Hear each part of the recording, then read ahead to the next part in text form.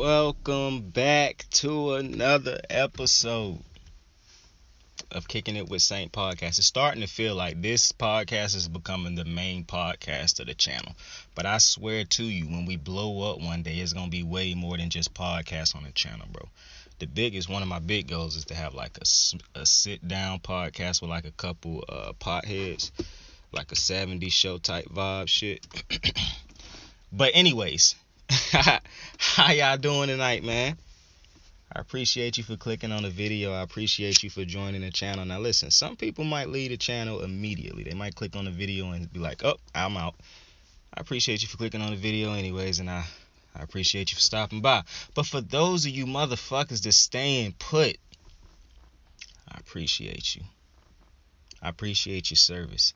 Now is that, can I say some shit like that, or can you only say that shit to people in the military? Because if you can only say it to people in the military, then I take that back, bro. I don't appreciate y'all service. I do appreciate the service of people in the military, but if I can't say that to nobody but them, which I don't know why that would be something I can only say to them, like, because when I go to a restaurant, which I rarely do, I don't like going to restaurants, but when I did used to go to restaurants, because I haven't been in like 2-3 years, but when I do go to a restaurant, I'd be like, man, I appreciate your service, bro. You know what? So I don't even say I thank you for your service. I get it. But anyways, UFC268, we in the building, baby. I wasn't in the building, but you know what I'm saying? I'm just saying, whatever, bro. Whatever. You know how we started off, bro. Now, I already had took a hit, but yeah, bro, let's just take another one. You heard?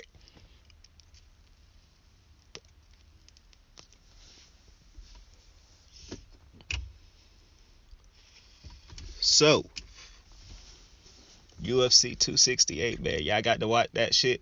You missed a good one. But this was a stacked card, really. It was only one fight on the card that I didn't really, we'll get to it when we get to it. It was still a good fight. But I did not watch any of the prelims. I did see the big black dude who did the front flip and landed on it and sat down with it. That shit was fire. And I saw the roundhouse kick he did, the spinning heel kick that he knocked Bray out with. But I didn't watch the prelims. I don't usually watch the prelims. Well, actually, let me take that back. I do usually watch the prelims, but I didn't watch them tonight. Yeah, I didn't watch them tonight. So I had other shit to do. But I did watch the main card, and that's what we're here for. So if you didn't know, this was UFC 268. This was Kamaru Usman taking on Covington Part 2. Their first fight was a banger.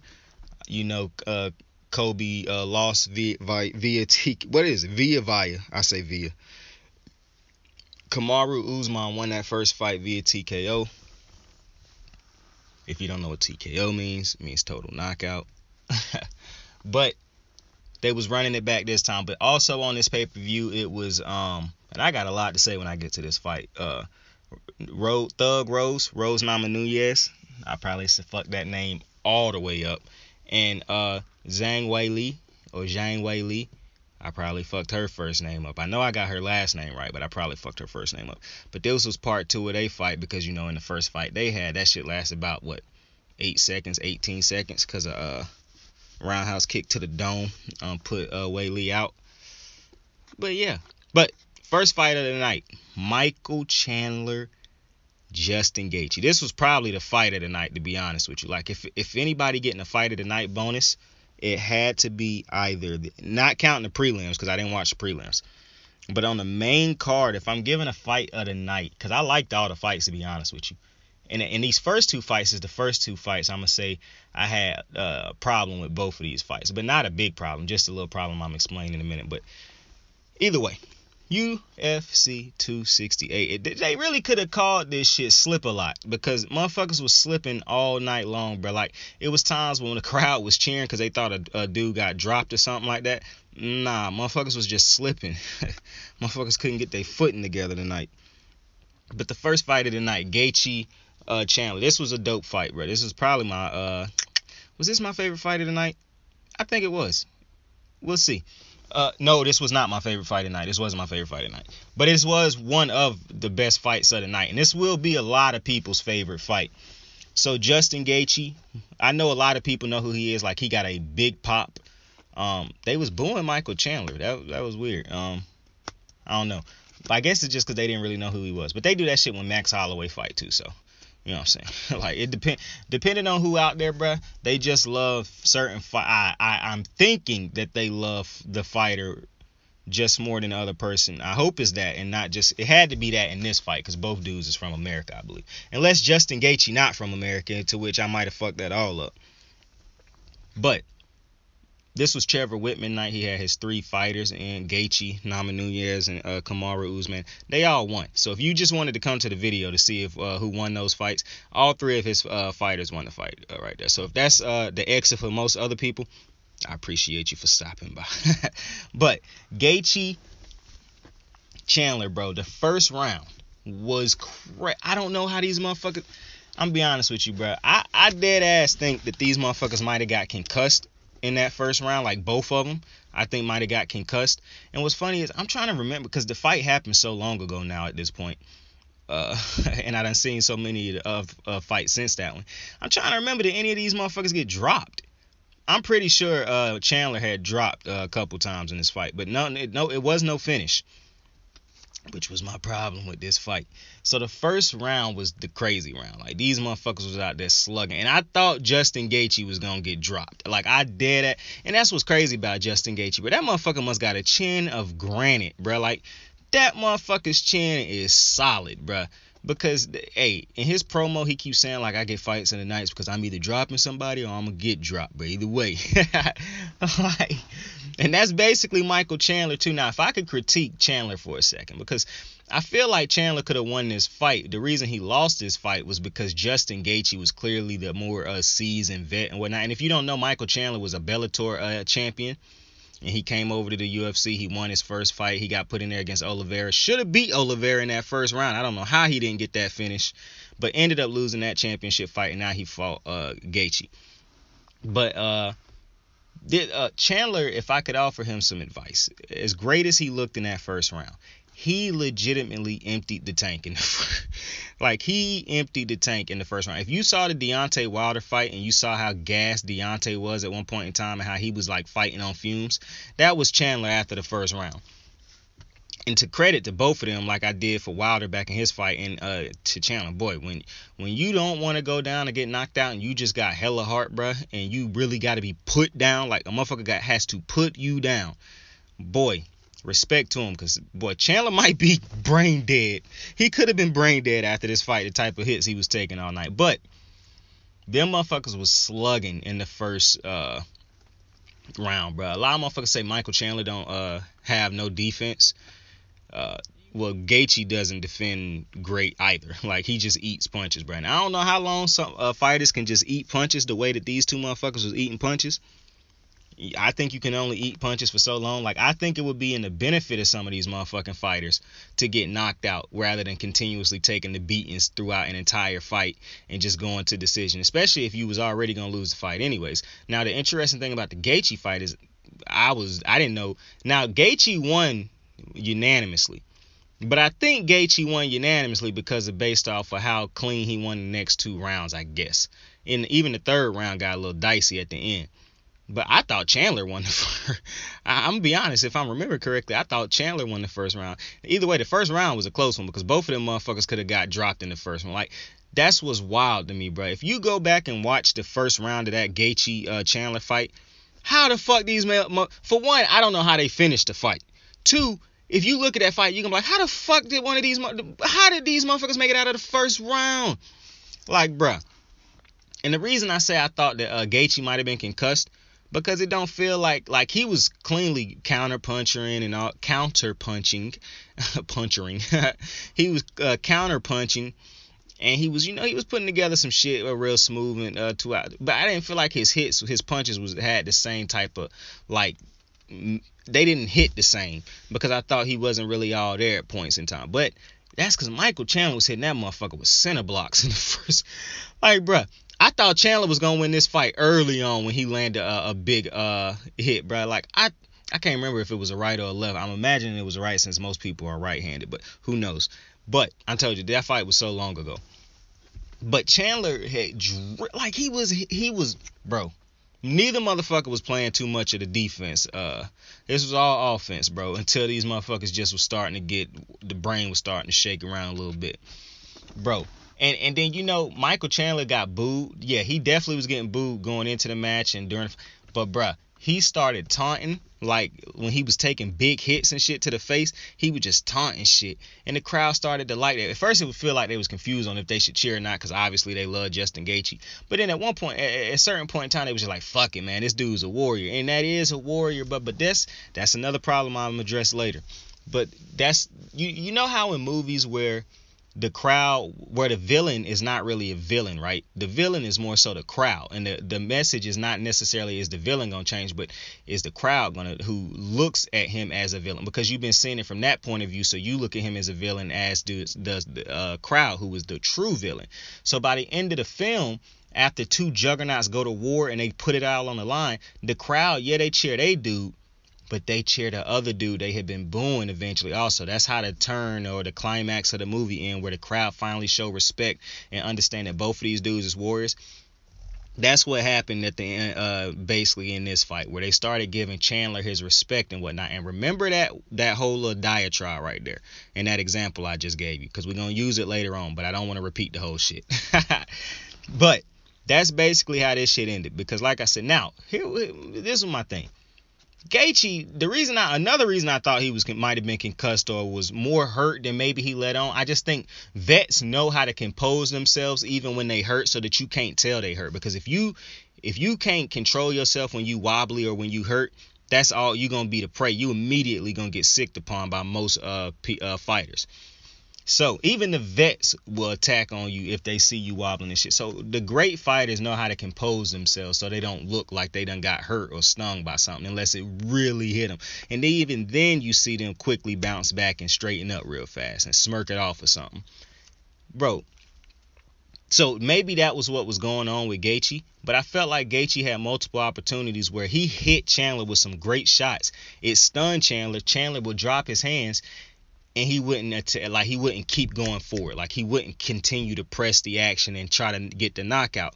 And then, man, I'm so sick of seeing some of these UFC fighters, bro, not be able to finish submissions, bro. I swear that was like every single fight had parts where people couldn't finish submissions, bro. Like, it's absolutely crazy how some of these dudes they legit get in full position to put a naked choke, a rear naked choke, or like any type of neck submission, a guillotine, like any type of submission that deal with the neck area. A lot of these dudes be getting in the positions to do them, and they can't finish them, bro. Because I thought Justin Gaethje was going to get a submission in this match multiple times. Like 2 or 3 times I thought he was going to get it. But they just don't finish submissions for some reason. They get the whole, like, it's all in. All they got to do is dig it in now and whatnot. Fight to get it in a little bit, but they never do. It's very weird, bro. So that was weird to me. But Gaethje never followed up in those late rounds where it felt like he could have finally put Chandler. It really felt like Chandler was just a wobbling, damaged dog that was waiting to be put down. Just a rabid dog that was so badly hurt. You knew it was nothing you could do to save his life or nothing. He was just waiting for you to put him out of his misery, bro. And Gaethje didn't do it. Like, couldn't do it. And listen, I know Michael Chandler tough as shit. I'm not saying you're not tough as shit. But everybody can be put down eventually, especially when he was as fucked up as he was. Like, the dude start taunting and shit. He start gesturing. Shit was cool. It was great theatrics and whatnot. But if I'm Gaethje, bro, now listen, I know those motherfuckers are gonna be like, man, you ain't these dudes, and you ain't. I understand I'm not Justin Gaethje and these boys, but I get that. What I'm saying is, I thought Gaethje had plenty of opportunities to put Michael Chandler down for a finish rather than letting it go to a decision. Now, with that being said, it was a great fight. To me, it was a great. Michael Chandler showed a lot of fucking heart, because he was hitting Gaethje with some combos even when he was basically done at the end of the fight and shit. And then Michael Chandler failed multiple.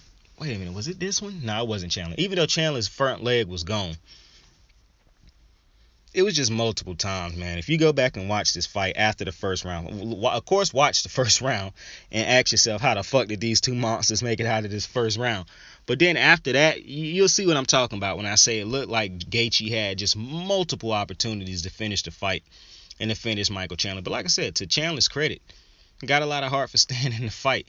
But both dudes, I saw a report that said both dudes got taken to the hospital after the fight. And Gaethje tried to ride with Michael Chandler to the thing. Michael Chandler, a tough son of a bitch, man. But I'm going to tell you, and I might have said this already, because you know Gaethje and all that. Gaethje's a great fighter. I think Gaethje could have got put down by if Gaethje's approach is not gonna win a belt against a Khabib Nurmagomedov. That's why he lost to Khabib, because I get that all out type of fight that he into.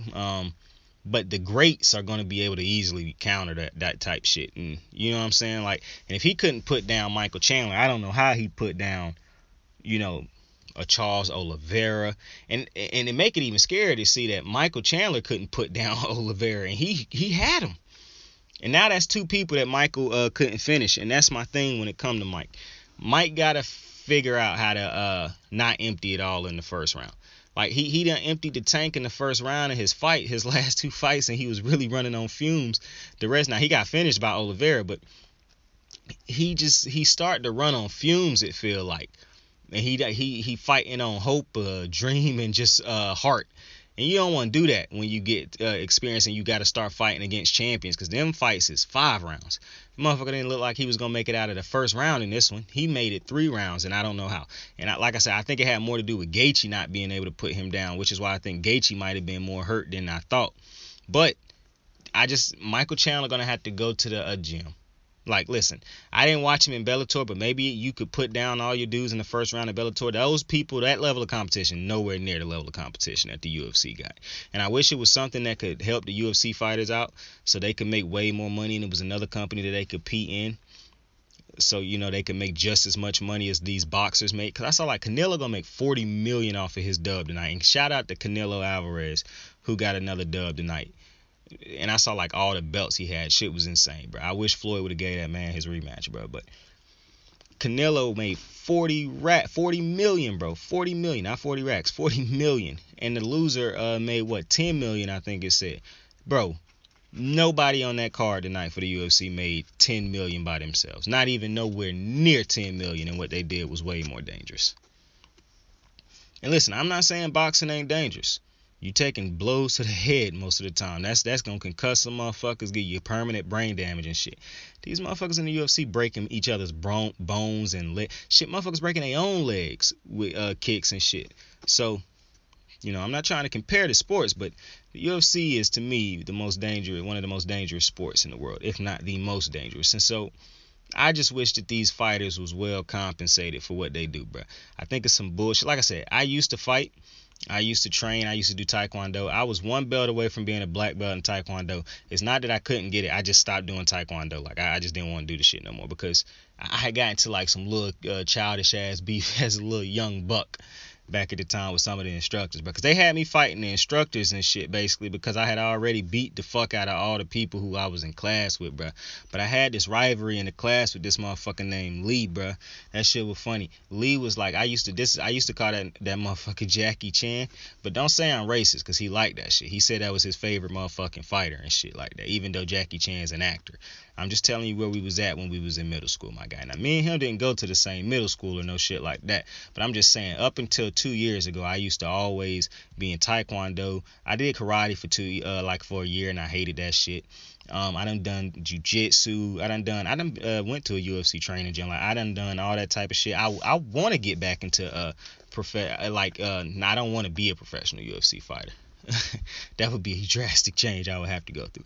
But I would love to just like do the training and shit like that again, just because I think that shit dope. It's fun for one, and it's a dope way to stay in shape. And you can knock a motherfucker out anytime you need to, if you have to, you dig? But me and this motherfucker Lee had a beef, bro, and I'll talk about that at some other point in time, bro. We had a little rivalry, bro. Just to know the conclusion, the way it ended is I ended up ultimately winning, bro. But that motherfucker had like 3 wins over me in that time span, bro, in like a 3-year span, bro. So, probably 3 was a stretch. It was 3. But we'll talk about that again eventually. But Michael Chandler got to figure out how not to spend his whole and fucking tank in the first round, bro. Because he probably could have ended up winning this match, honestly, bro. Because I really think he won that first round. I don't know how Gaethje got a fucking chin, bro. Because most motherfuckers is going down after that shit that Chandler was. But now I'm starting to think that motherfucker might be starting to gas himself out, like at the end of the first rounds because he couldn't even finish off Oliveira and he had him in dead to rights, bro. I'm thinking them punches might be, I don't know, but bro gonna have to learn how to he gonna have to build up his endurance and stamina, bro, and learn how to manage his way through a fight, bro, so that he don't spend everything he got early in a fight, bro. Like that feed into the crowd and shit, cool. But once them losses and shit start piling up, because that's the Masvidal shit, bro. The motherfucker Jorge Masvidal did a flying knee to knock out Ben Askren, trash ass, and then he was doing a flying knee every fight after that, bro. Just no discipline. He wouldn't even do it strategically. He just started throwing that shit all the time, bro. And he did that shit against Usman and got caught. See, you can... I know it's fun to cheer for motherfuckers like not Kamaru, because Kamaru is one of the dudes who get booed, because motherfuckers who UFC fans in quotations, supposedly they UFC fans. They're not. They just like knockout artists who they are not fans of the true artists. Now, everybody can say they're a fan of GSP and all those type of motherfuckers. But back when those dudes was fighting and shit, do you think they was really fans into them motherfuckers? Because the way GSP was winning some of his fights and shit like that, they boo people for winning fights like that nowadays. But that's neither here nor there, bro. Motherfuckers could say that. Like, Anderson Silva was one of the few people who I remember back in the day they fucked with heavy. But that motherfucker was also one of the few people who was always ending fights. Like, his fights wasn't going to decisions. That motherfucker was ending fights in crazy ass ways, bro. But then you live by the gun, you die by the gun. And that motherfucker ended up getting gunned down late in his career, bro. But I just think Michael Chandler, it could do him some, it could, and it just started to make me think his trainers are fucking bozos, bro, because you cannot continue to have your man go into these fights and be gassed out after the first round or halfway through the first round. Like, that's just showing me that you're not learning shit from these L's, bro. Now you're just in the business of collecting L's, bro. And I cannot support, the collecting of L's, bro, the hoarding of L's. Like, I can't do that, bro. And Michael Chandler probably could be a great fighter. Could probably be a knockout artist if he could learn how to count. Like, I'm not even gonna say he's a terrible on the feet, but I just think it's so many different ways that the greats can find ways to beat guys like Chandler, who gassed himself, who throw you the whole tank in the first round. And that's what Gaethje did. He just vetted him up the rest of the fight. And yeah, Gaethje still made mistakes, because I don't think Gaethje is the best by no means necessary. Entertaining fighter, yes, I agree. Not going to say he's one of the most technically greats of the division or in the UFC. But this was a Justin Gaethje type of fight. I do think he would have preferred to finish it. That's why I keep telling you, something had to be wrong with him. But I just think that's what I took the most from that fight, was that Michael Chandler and his team got to figure something out, where how can we figure out ways to go deep into fights, like, and still have a lot of energy left, to still have our legs left. Like, we can't keep going into these fights late in these fights, or not even late. We can't keep getting to the second round and third round of these fights, which obviously if it's the third, it's the end of some of these fights. But we can't keep going into the second round and after and being so gassed and so tired, bro. It's just not going to work. And you can run on heart, and chin can be strong for so long. Eventually, those accumulation of damage is going to pile up, and you're not going to have that chin again, that chin for a very long time. And I'm never going to be with UFC fighters pulling guard or pulling their hands down and taunting and shit in the ring and shit when they getting their asses whooped, even if they win it. I'm never going to be with that, because I just think that's goofy ass shit to do. It's playing to the crowd, and I understand it. The crowd is probably how you're gonna make your money, because you want people to buy your merch and all that type of shit. And hey, good move, great business decision at the end of that fight, if that's what Chandler was trying to do. But I just think protect yourself at all times, bro. I don't, you know what I'm saying? But that's probably me just being old or whatever, bro. But that's just how I felt. But Gaethje, like I said, ended up winning that fight by decision in the third round. Now, the next fight was what I just realized? I looked at 5 fights. I thought I only looked at 4. I completely forgot about the Frankie Edgar fight. But Shane Burgess and let me get this man's name right. Billy Quarantillo. That is a weird first name to be matched with that second name. BQ fought Shane Burgess. Shane Burgess won via decision at the end. This was an interesting fight too. Yo, this motherfucker Quarantino. He a push to pace fighter who continuously throw punches and shit like that. So I thought he was actually gonna get the knockout early, because he much like Michael Chandler, he spinned himself so early. The difference is it didn't really look like he was gassed at the end. It was just his leg gave out on him. Like his leg didn't have shit left in the tank. And that's another problem I had in this fight. You see, Burgess should have gotten a finish in this fight, but he never. As much as he targeted the leg early, it don't feel like he really tried to drive that shit home towards the end of the fight. Bro was falling everywhere, bro. He couldn't keep his balance because of how dead his leg was. And bro did not just continuously punish him. He kept trying to have a fucking striking match with the dude. And yeah, he was great at counter punching and shit like that. And he won some of the exchanges, but bro won a lot of them exchanges too. And to me, he was taking unnecessary damage. And this is the difference between the great champions in the UFC and throughout the UFC. And the difference between guys who good, could be great, is great sometimes, but can't figure out how to remain consistently great. You know what I'm saying? That's the difference. Because see, a John Jones, a Kamaru Usman would have continued to attack that leg. Anderson Silva in his prime, they would have continued to attack that limb that they see is visibly fucking you up. Like that leg is clearly keeping you from, standing and being able to put all your power into punches and shit. But instead of attacking it, you keep trying to have a fucking fist fight with the man instead of trying to strategically chop this tree down and finish him off. And I don't understand that. Now, like I said, I understand this is a very hard sport, one of the hardest sports in the world to compete in and to do and to be great at. And in the heat of the moment, you don't think about a lot of this shit, but the champions do. The greats do.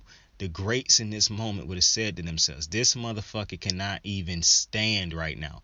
Let me target that leg and get him on up out of here. Because if I attack that leg enough, that's going to fuck up his entire game plan. Because if he can't stand on that leg, that's his offense right there. You can't do shit. If you watch the UFC enough, you done seen multiple times, man. Once that leg go, there go the punching power. There go the consistent movement. There go the ability to dodge a lot. That's because that leg gonna keep fucking you up. You can't move too swift on it because any type of quick twitch might make you fall and shit, and make you subject you to an easy open target. You become an open target. So I didn't like that Burgess didn't really hammer home that leg, bro. I just felt like he won the fight, so hey, good for him. But this is a fight he could have easily got knocked out in. Like, and then once you fight a certain type of way for so long, and you done got the win, basically, your mission should at the end of the fight should be don't lose the fight, rather than damn let me keep doing the same shit. Cause that's how the motherfucker. I mean, he could have got caught and dropped in this fight. I'm just telling you, it's just like, bro, Leon Edwards, bro, in his fight with Diaz, bro. He almost got dropped at the end of the fucking fight, bro, because he decided to instead of just, I mean, it's no point in trying to put on a show now. You fought one way the entire fight, and I'm cool with that. You secured the win. Why would you try to throw away the dub now to be pretty, to make people cheer for you now? They already booing you. What the fuck? I mean, it don't matter now. Just collect your dub, your check, and go home. Why almost fuck up your payday and about to fuck up the win and loss column? I don't understand that. So, to me, Burgess should have tried to take this motherfucker down, should have tried to work that leg to get all his other game going and to shut down this dude's game. He didn't do it, so this was a good fight throughout, basically. It became a good fight because motherfucker couldn't finish the fight, basically, in my opinion. And this was a very finishable fight, much like, to me, the first one. Unless bro was way more hurt than he actually was. This fight, this dude, Burgess, was not nowhere near as fucked up as... He was bleeding from the nose and all that. But I don't think he was visibly as fucked up as I thought Gaethje was. Gaethje was taking absolute bombs, center blocks to the dome. I know Gaethje probably was concussed. I wouldn't be surprised if he had something broken in his face with what Michael Chandler was hitting that motherfucker with at the beginning in that first round. And even in the end, he still was catching him with some shit that I thought was rocking him a little bit. But Burgess, to me, just, I don't know, man. To me, his coaches need to revise that game plan, because that fight didn't have to go the distance, and it didn't have to be as hard as it ended up being, because he barely won that. Even though he did win it by decision and he got it on the scorecards, it was a close fight, and it could have went the other way if Brad didn't so visibly have a fucked up leg. So that was just my opinion on that fight. That was another fight that could have went the distance. But the next fight was Frankie Edgar against Chico Vera. This was the only fight of the night that ended with some type of knockout. This the only fight that had a finish, basically. All the other ones ended in decision. So instantly, you already know this not finna be one of my top UFC pay-per-views, bro. I have a rule. When the majority of fights end in decision, don't matter how good the fights are, it's no shot it can make it into my top UFC pay-per-views of all time. No way. This wouldn't even be in my top 10, to be honest with you. But the next fight was Chico Vera and Frankie Edgar. Frankie Edgar was controlling the fight a lot early. I mean, he was getting the takedowns and all that. But I think this fight flipped once bruh couldn't finish Vera on the ground. And Vera was killing him with some kicks from the ground, bruh. And he was landing them bitches clean. I'm surprised he didn't get the knockout. And then he was landing some sharp-ass elbows to the cranium. And I still remember a fight where I was watching Kevin Holland land sharp elbows to this dude's cranium, and it dented bruh head in, and actually and then Kevin Holland knocked him out from the ground through a punch that knocked bruh out. Shit was crazy, bruh. So I thought that's what was gonna happen to Edgar, but it didn't. But I do think that them shits affected him, bruh. Like, I really think Vera was sharp with those kicks and his offense from the back was phenomenal to me. Those sharp elbows every time he got an opening on the Edgar's head. And a lot of fighters, when they get you on the ground and they got top control, they do make the mistake of leaving their heads exposed, bruh. And the smart strikers always can see. That's the difference between punchers and strikers, bro. See, a puncher still probably trying to throw these little weak ass punches from the ground and shit like that. Especially when the dude got his head pressed against your chest, you can easily mistake a striker and a boxer. See, if a motherfucker was boxing you all the time, see, Vera throw kicks, he throw all type of punches and shit like that. Vera's not just a boxer, he's a striker, and Frankie should have realized that. And so when you leave your head exposed like that, Kevin Holland is a striker. When you leave your head exposed like that, when you on the mat, like a great example of a boxer is Marvin Vettori. That's a boxer. Thug Rose, that's a boxer. Even though we're gonna talk about her in a minute. Israel Adesanya, that's a striker. You know what I'm saying? You can tell the difference between the boxers and the strikers. And so Vera is a striker. And so when he had the head laying right on his chest with the dude Edgar not even defending, yeah, he started taking them sharp elbows to the cranium. And that's what striker. That's why I love watching dudes who are great at striking. That's why I like strikers a lot. Strikers aren't my favorite, but I do love some motherfucking strikers. They probably my second favorite. Kickboxing strikers, bro. But so once this fight got on its feet, bruh, and I kept thinking to myself, man, Vera can win this fight. Like, I thought if it went to the cards that he was going to end up losing this fight, because I thought, like, the judges was really making it sound like fucking. That's why I tell y'all I watch these shits without the sound on, because these judges, man, and I done seen UFC fights where the judges kept telling you one thing the entire fight. Like, they kept telling you one dude was winning, and I'm watching the fight like, no, the fuck, this dude haven't won one round. And then when the judge, when he lose on the scorecards, announced it like, oh, I can't believe. And I'm like, yo, this motherfucker didn't watch the fight at all, bro. Like, they did not watch the fight, bro. And now they done influenced Yao. They was more biased than they actually paying attention to the fight, and they would have realized, no, this fight wasn't even close. So that's really irritating when that shit happened. That's why I prefer not to watch these shits with a sound on, because they would have convinced you that Frank Edgar was winning this entire fight. And it was at one point in time where Frankie Edgar got the middle finger thrown at him by my boy Vera. Chico was tripping. But front kick, bro. Front kicks, bro.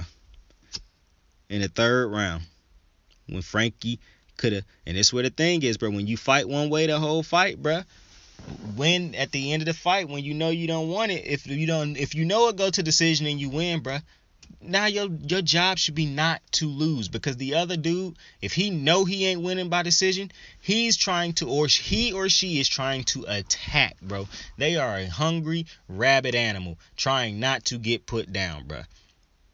And you fall into that trap when you decide not to just win the fight and not lose, rather than, oh, let me go out there and look pretty.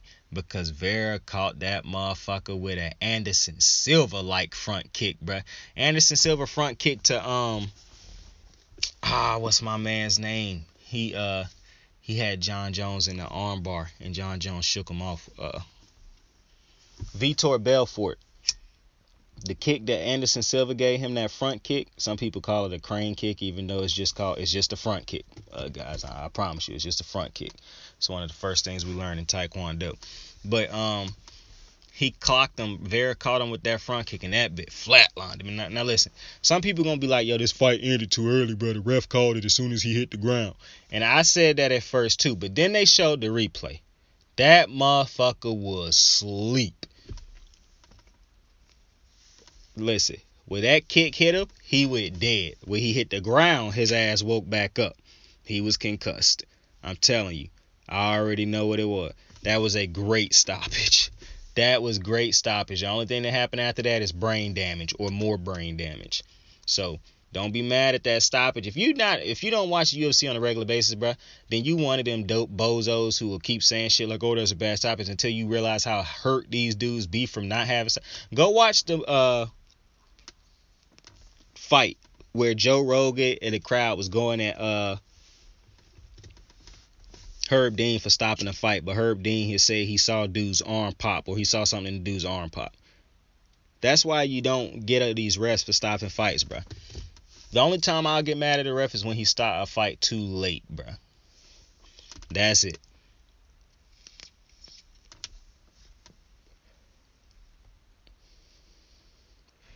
What if Jose Aldo's last fight, the motherfucker head was getting beat in like a fucking bongo? They could have been stopped that shit. They chose not to. I'm thinking to myself, what we looking for here? To see if his brain come out of his fucking skull?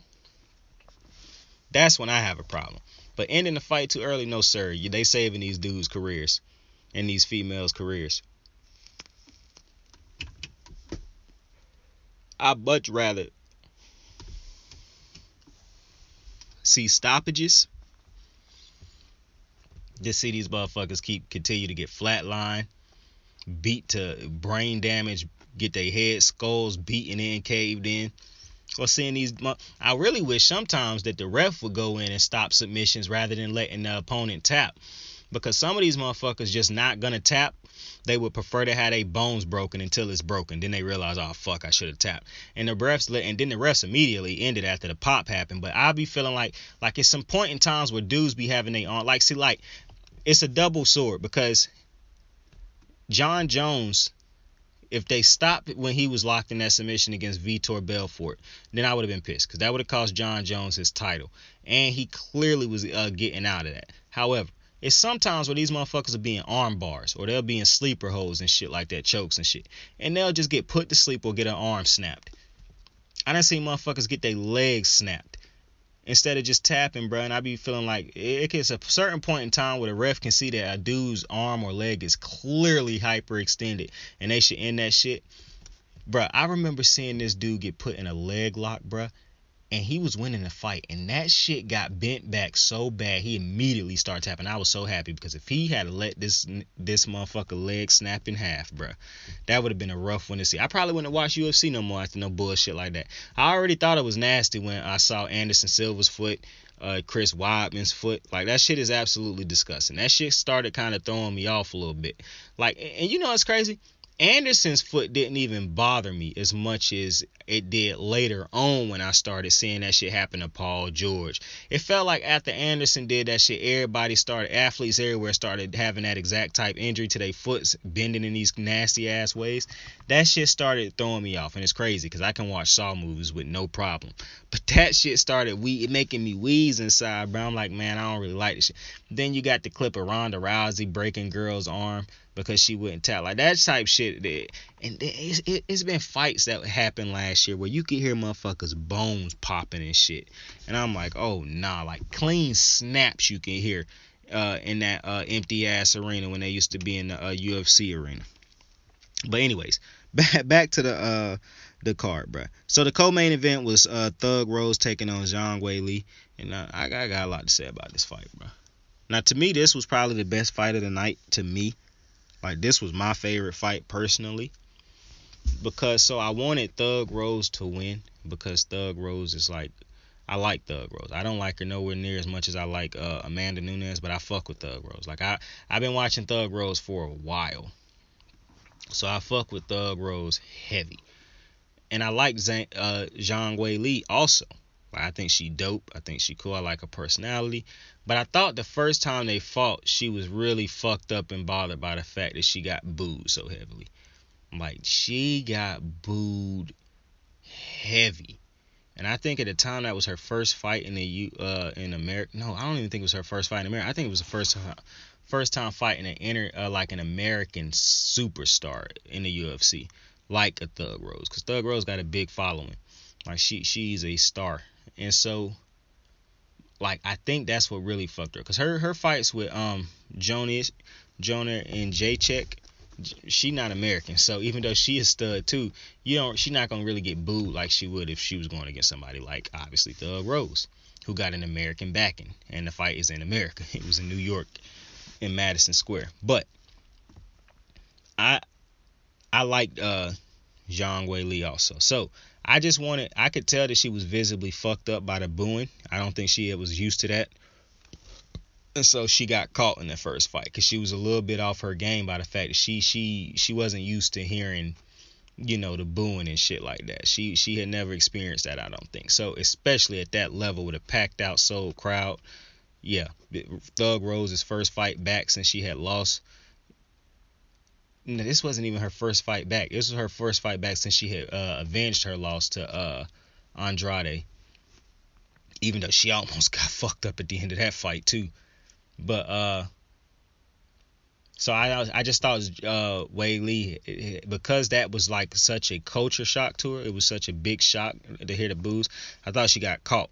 And that's a good way to get caught. Like, if you look at the WWE, how Bianca got caught by Becky, people hate it, but that is exactly what happened with this Zhang Weili Rose fight, basically.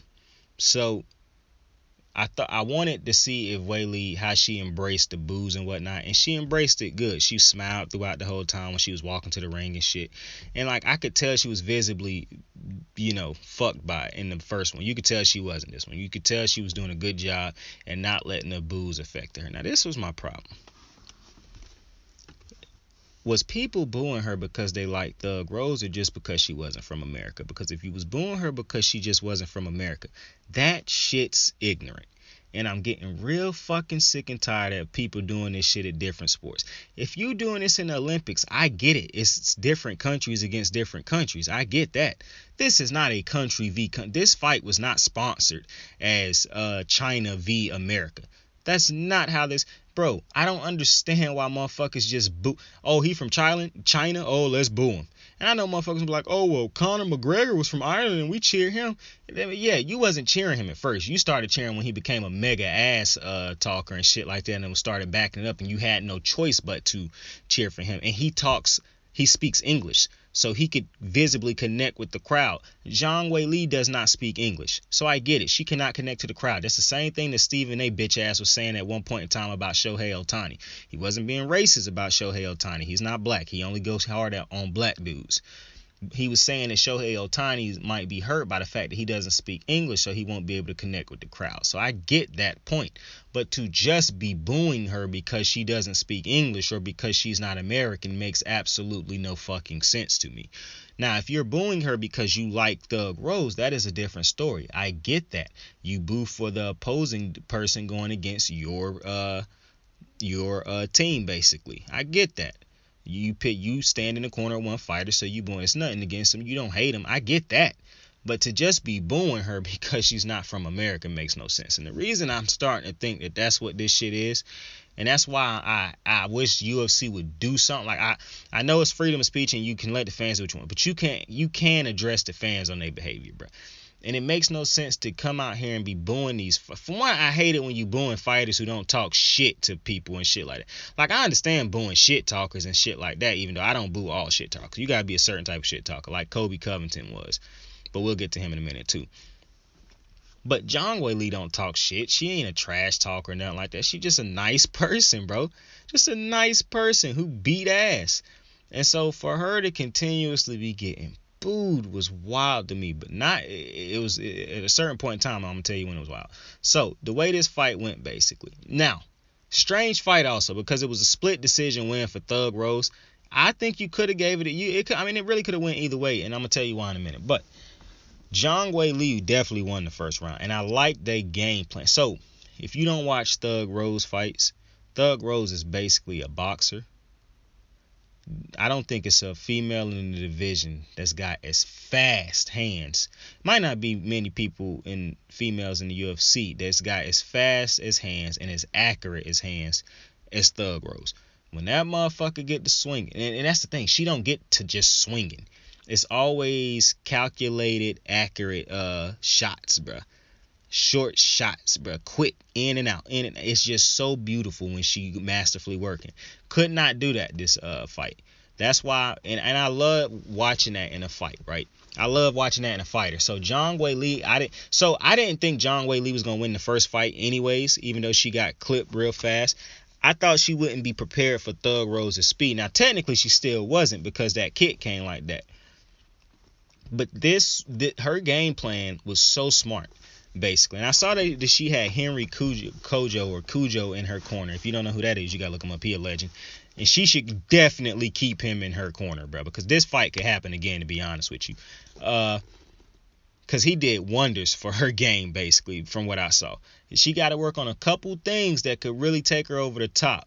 But, man, this was a great fight for both females. Because Thug Rose, this might, to me, have been one of Thug Rose's best fights. Because she could not box her way to a dub this fight.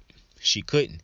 She had beautiful, and for one, it was a Peyton Manning type of game. She saw the shit she was doing wrong in the first half and went stupid in the second half and correcting them.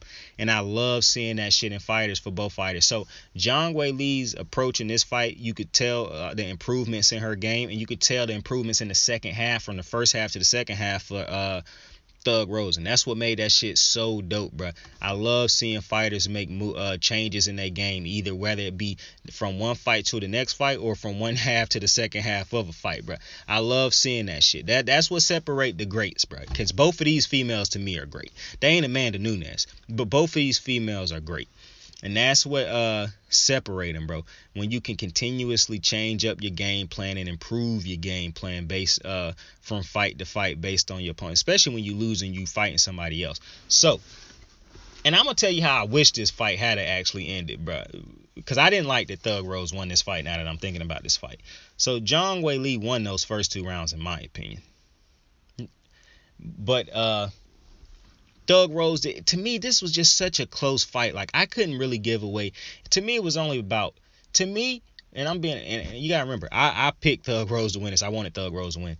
But I did want a great fight. I did not want Zhang Weili to get knocked out in the first couple. That's why I was hoping that she figured out a way to go to deal with the boos. And they was talking about how her camp had, was booing her in camp and shit, so she could learn how to deal with that. So clearly I was right when I thought that was a problem with her in her last fight with Rose.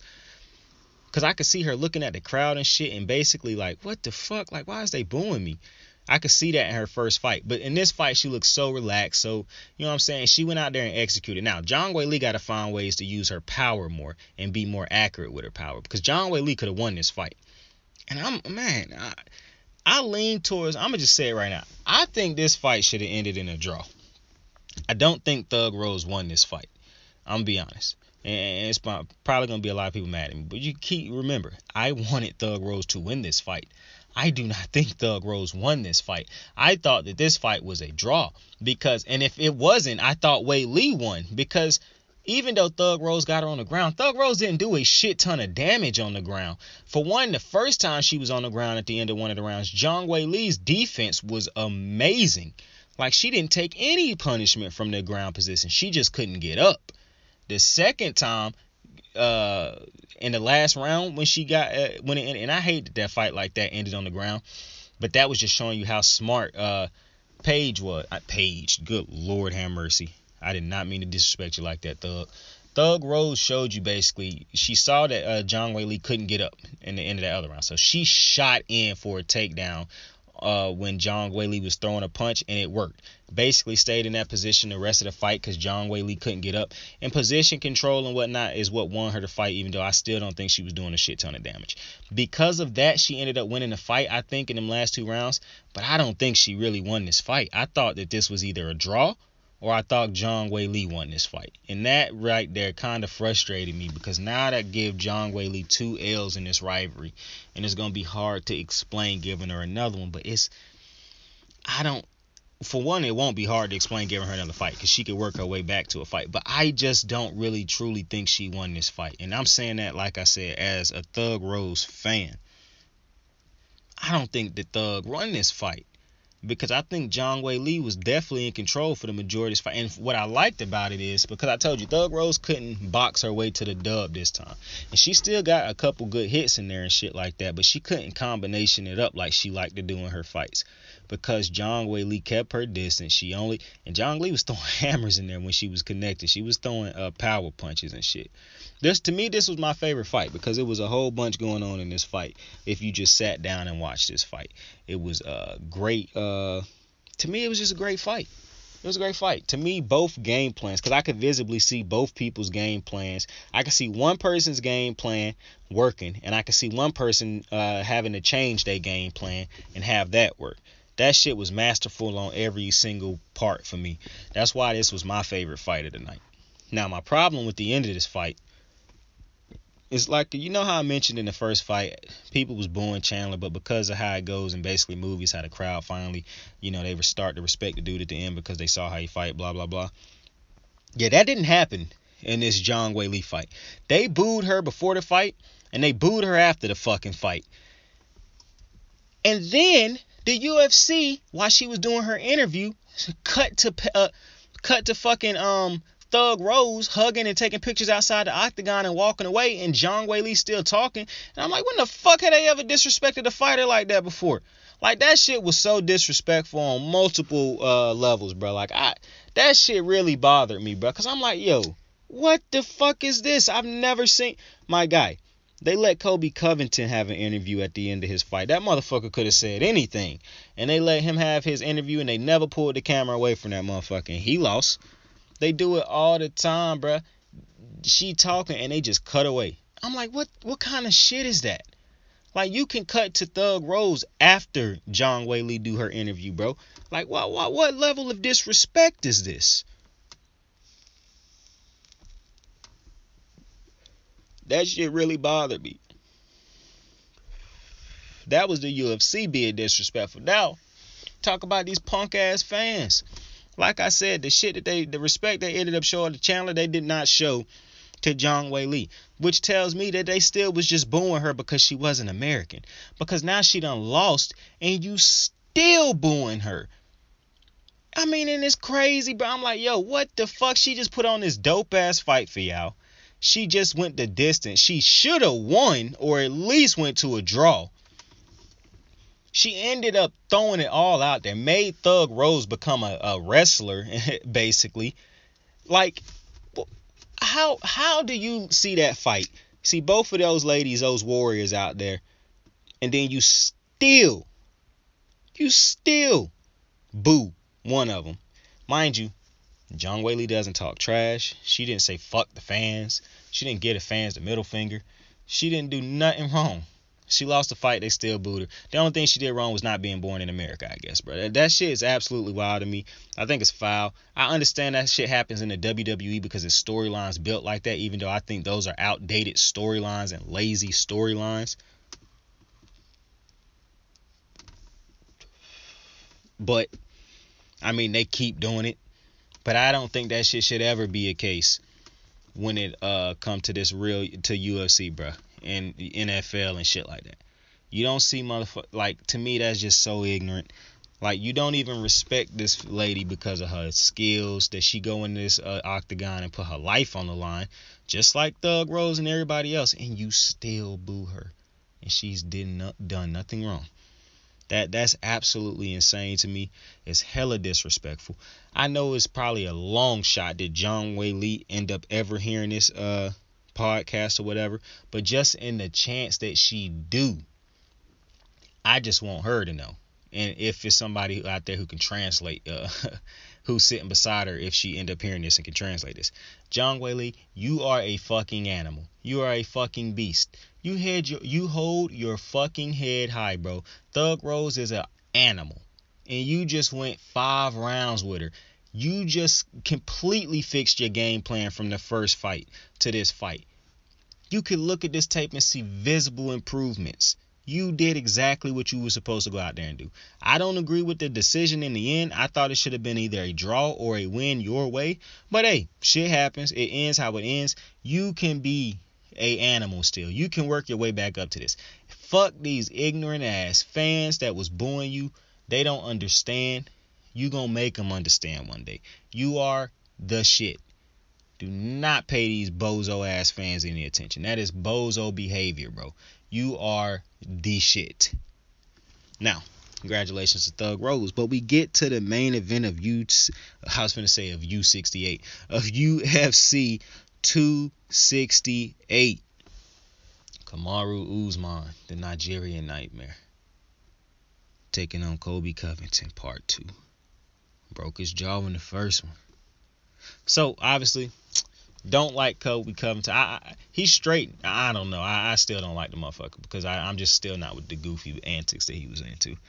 But it was just for the show and to make money, as he told Kamaru at the end of the fight. But Colby to Covington, I know you know, he wear the MAGA hat, and then he did the blue flag shit hat with the police shit and all that. And he did a lot of shit talking going to this fight, man. He called him my boy Marty. I don't even understand that reference, but hey, my boy Kamaru, man.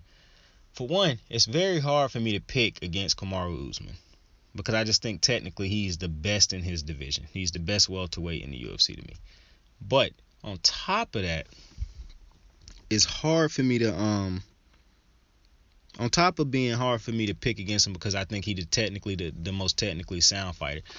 He just keep getting better every fight, and he's the most active fighter in the division.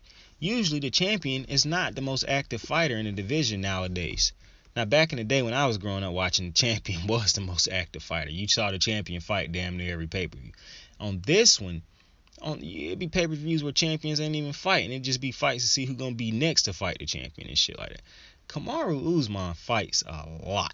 Colby Covington had fought 1 time since the last time they had fought. Kamaru fought 4 times or 3 times since the last time they had fought and won every single one of them, convincingly in my opinion.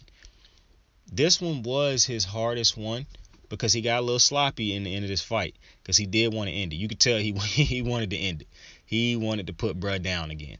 But Colby Covington clearly looked better. Him changing gyms was clearly a good decision, moving from American Top Team to the MMA gym he moved to because he said he moved there so he could get individual personal training, and as did Kamaru while he got him another trainer. Like, he didn't leave Greg Whitman, but he did get him another personal trainer.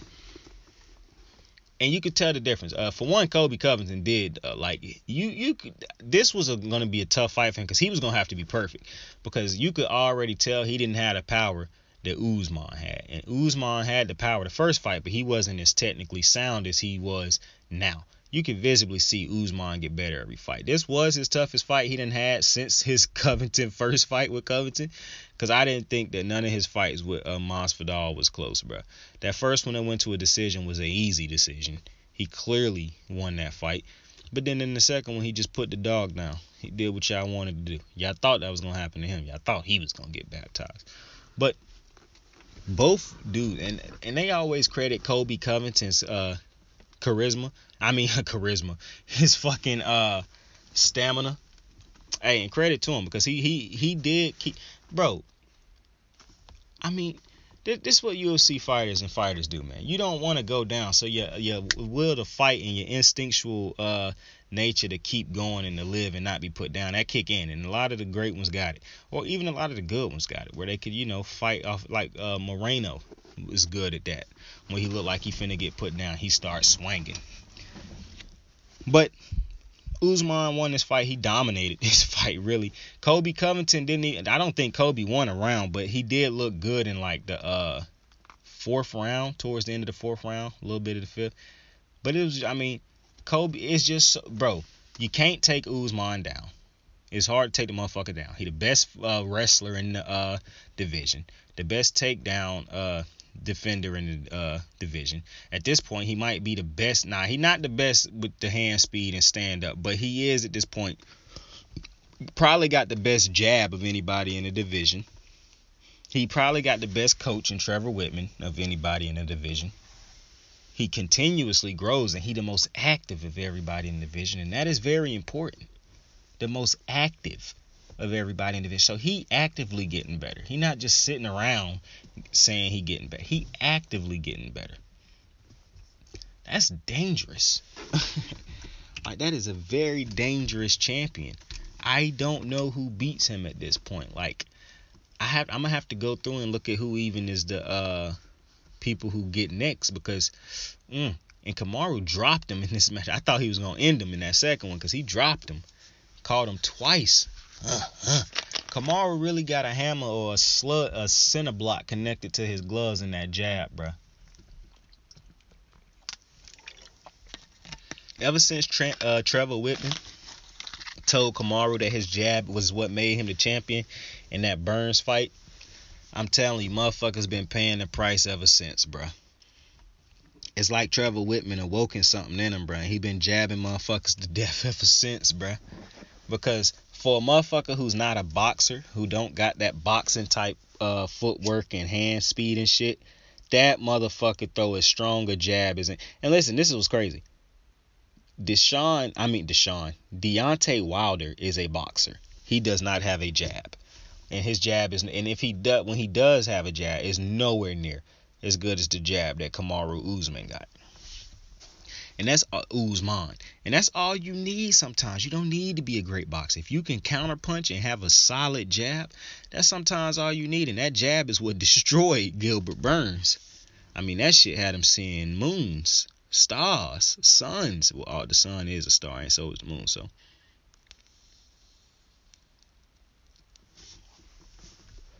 kind of counterproductive talking right there,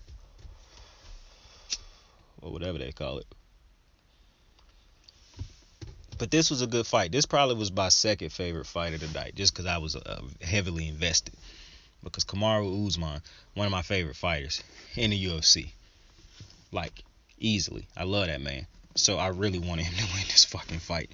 Now I'm very interested to see where now for Colby Covington, I think it's an easy fight to be made next. I want to see him fight Masvidal. Now I know he's going to beat Masvidal, because Masvidal is nowhere near, in my opinion, as good as Colby Covington.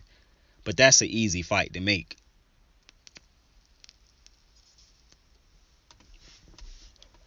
If for Kobe,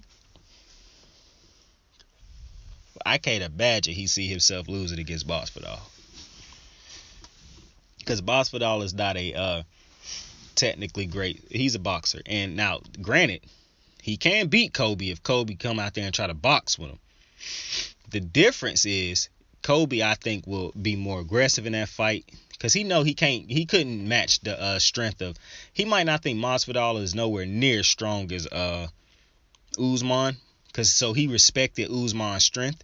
You can see he didn't try to just keep rushing in the whole fight and shit like that. He tried to keep his distance and shit.